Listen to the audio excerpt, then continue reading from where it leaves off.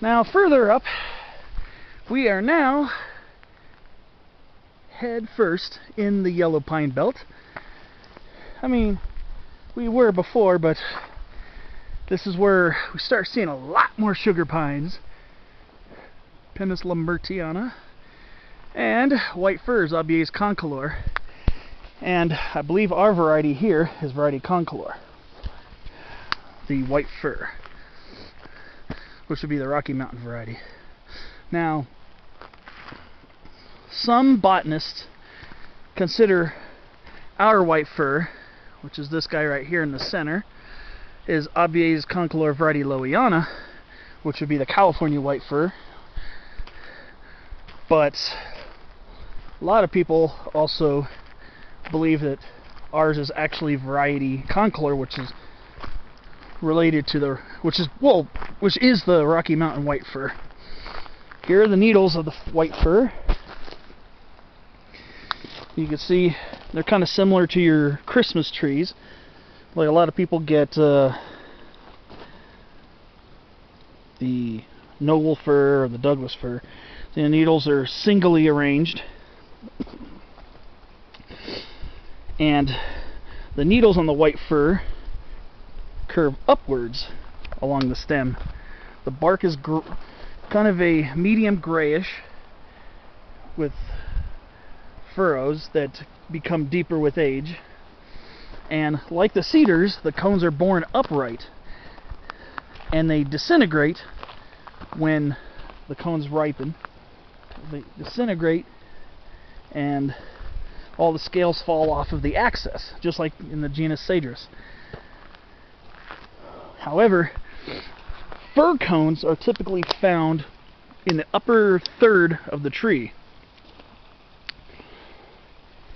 Now, we're looking at a nice hefty sugar pine, and if you look right at that little sign right there, you can't read it from here. But it says sugar pine blister rust evaluation. This tree has been selected to, well, I've seen basically some trees are tagged by the Forest Service to see what their resistance is to the sugar pine blister rust. And now I'm being harassed by a bumblebee. There we go. Okay.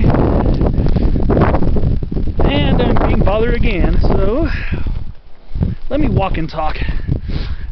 Those signs, I've seen them on some trees before, most notably in the white pines, which sugar pine is a white pine.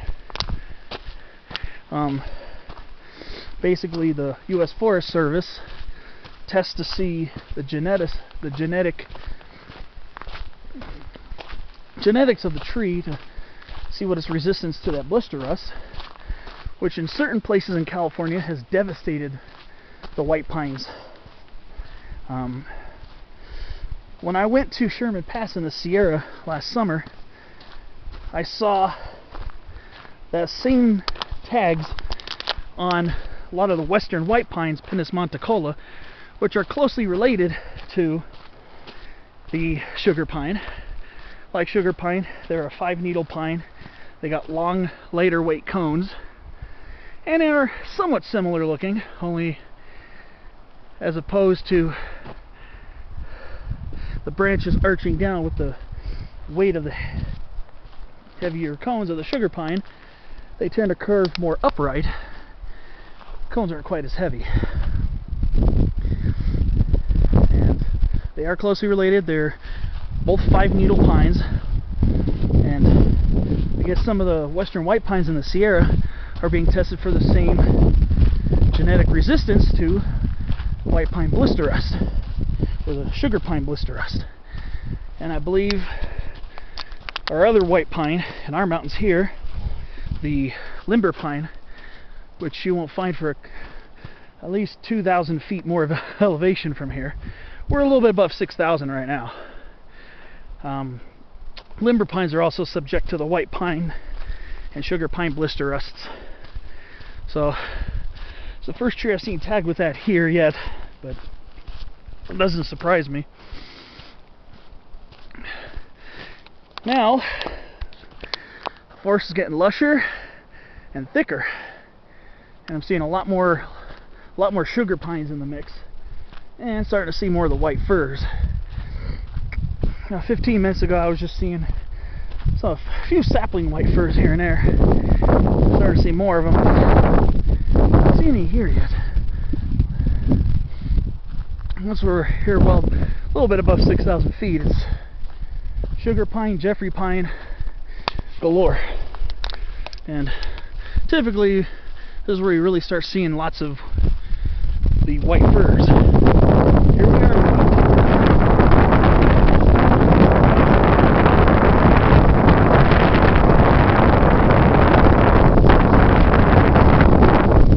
Still left over. We're heading through some cool shade of some canyon live oak.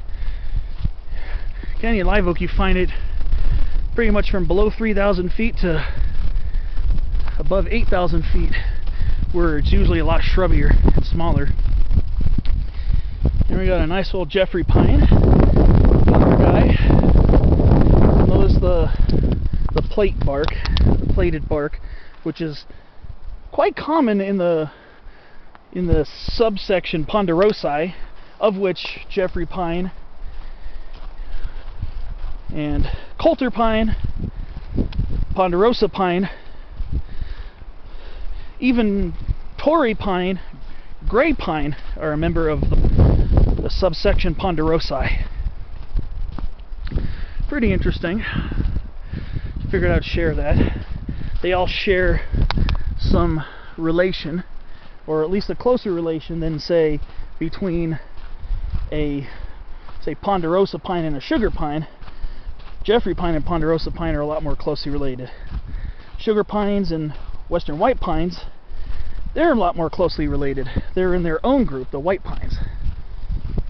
Here's a sugar pine cone. They can get at least twice as long as this. This one's only maybe about 8-9 inches long. I've seen them up to 2 feet in length. They're longer than Coulter pine cones, but they are much lighter in weight. You'd be more likely to sustain severe damage from being hit by a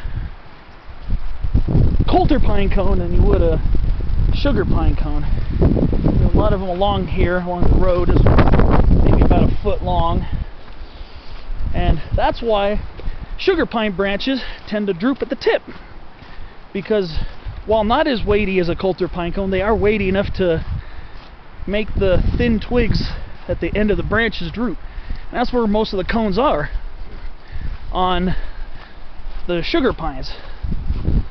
Sugar pines and western white pines tend to have their cones towards the end of the branches, especially the sugar pines. I see coneless developing on this young one, and voila, they're mostly towards the end of the branches. So, one thing I like about this hike, well, besides many things, a lot of boulders, a lot of big boulders around here. And we still got some decent sized canyon live oaks too. Usually above 6,000 feet they get a lot smaller, but I'm seeing a few thick trunked specimens up here.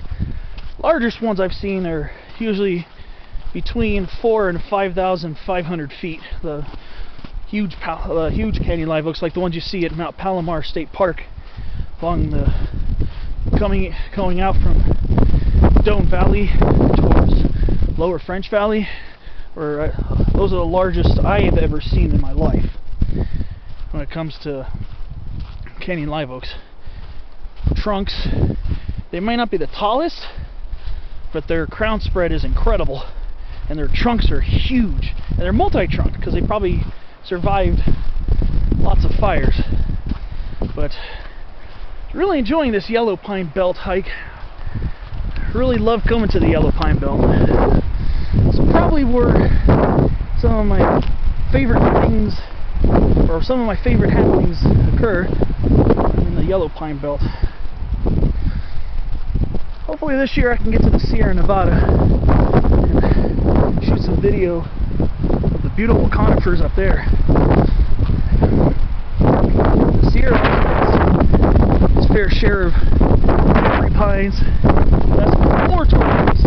West slope is more ponderosa, but you can find some Jeffreys on the west side. Go to Sequoia National Park and you'll see them there. But higher up you go, you start seeing a lot of the western white pines. And you get your fair share of sugar pines too. Ones at Sequoia National Park, some of those are close to 200 feet tall. They're huge, and their crowns are a lot narrower because they're in a lot denser forest. So the trees don't have those long limbs that arch out like the ones here in the San Jacintos do. Like some of the ones you saw in the footage. They don't get quite as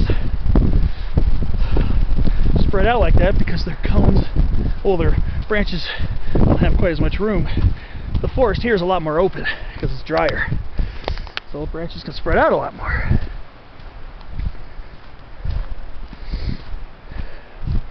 Beautiful up here.